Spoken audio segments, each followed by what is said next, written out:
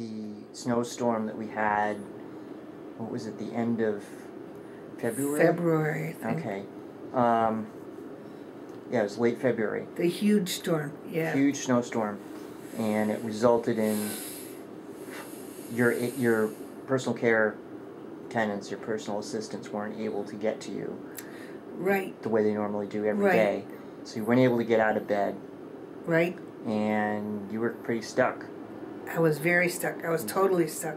I had a personal assistant who was scheduled to be working that day, and she lives in Dannemora, and of course they almost always get more snow up there than we get here. Right. And so it was worse for her. She has a snowblower, but it wasn't working, and so initially she called me and said, "I'm not going to make it get in there this morning." And I tried to contact all my backup aides. Right. I called the state police, hoping that they could maybe go up to Dannemora and pick my assistant up and bring her in. Right. But even the head of the barracks said to me, "Oh, all my troopers are out on accidents. I have nobody to send." And he was real apologetic, but, yeah. you know, and so he wished me well, and he said, if you have any physical emergencies, call 911. Right. So those are the externals, but I think what was most challenging for me was that, number one, realizing that my assistant was not going to be able to get there until God knows when. It was indeterminate for a long time. Right, because the snow was still going all day. Yes, and that meant for me, I wouldn't be able to get out of bed. I wouldn't be able to eat.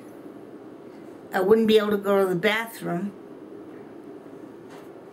That's the big three. The big three. Yes. Yeah. So I had not getting out of bed, no biggie. I had my TV there. I had my Kindle there. I had plenty of stuff to distract me, right, to pass the time away. But the not eating, and then obviously the not being able to go to the bathroom was a very, very difficult thing. You can't hold it forever, right. So literally I had to wet the bed a number of times. Yeah. And it meant, again, not knowing until the final moment, it meant being in bed, in a wet bed, which was getting wetter and wetter and wetter. Yeah. And and starting to get hungry, and still not knowing, how the situation was going to pan out. Right, because in other words, you couldn't say, well, this is rotten, but in 3 hours it'll all be over. No. You didn't really know when it would be over. Right. Okay. Somebody's always bringing up the worst case scenario of, well, what happens if, and when I heard you say this the first time that you told me about it, I was impressed that this was pretty close to a worst case scenario. And it was bad, but you did get through it. And oh, yes. I want to say that on that day, I kind of vacillated from, I'm okay, I can do this, okay, to, I wonder when somebody's going to get here, kind of thing. Sure. And so, I in no way was I perfect in my commitment to get through it, or, I mean, I knew I would, I believed it, but I knew it wasn't going to be easy, and that was obvious right from the start. Yes. But it,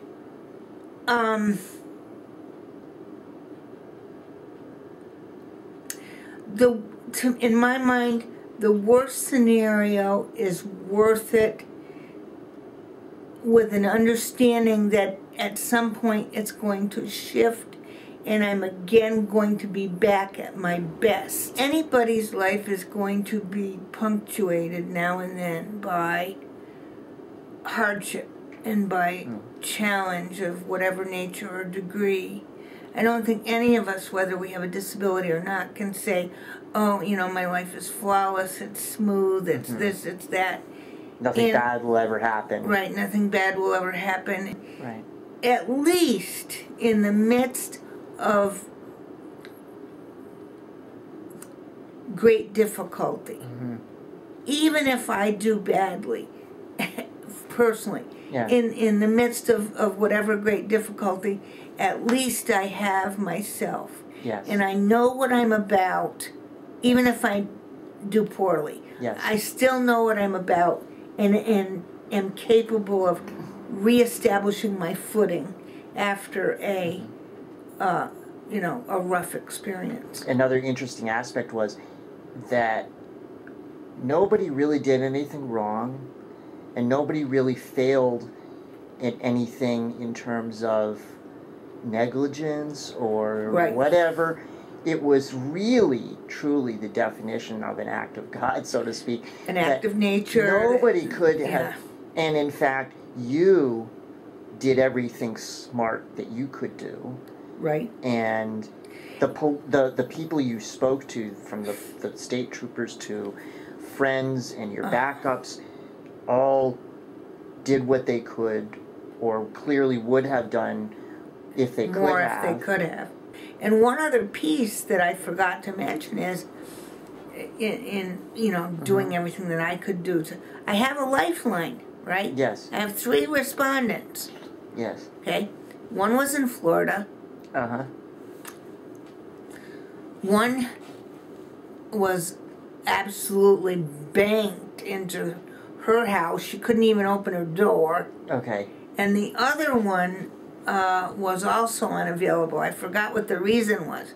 But even my lifeline respondents were out to lunch and couldn't, couldn't respond.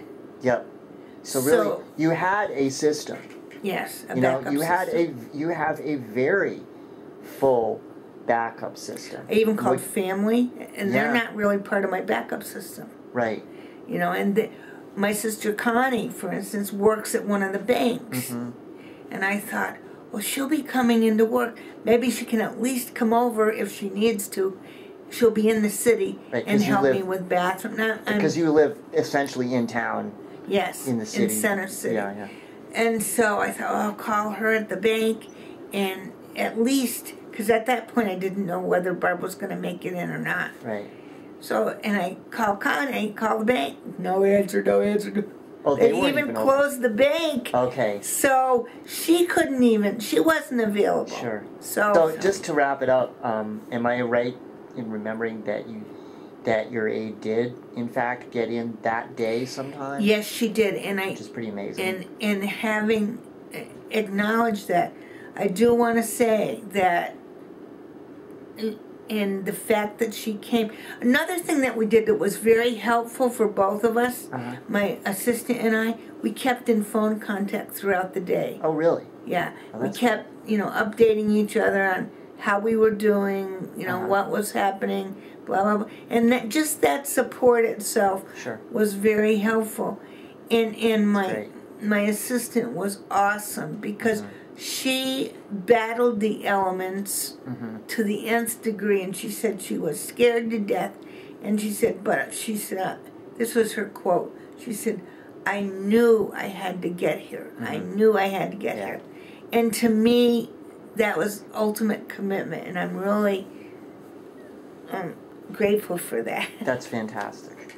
So. Very cool. Well, thank you. You're welcome.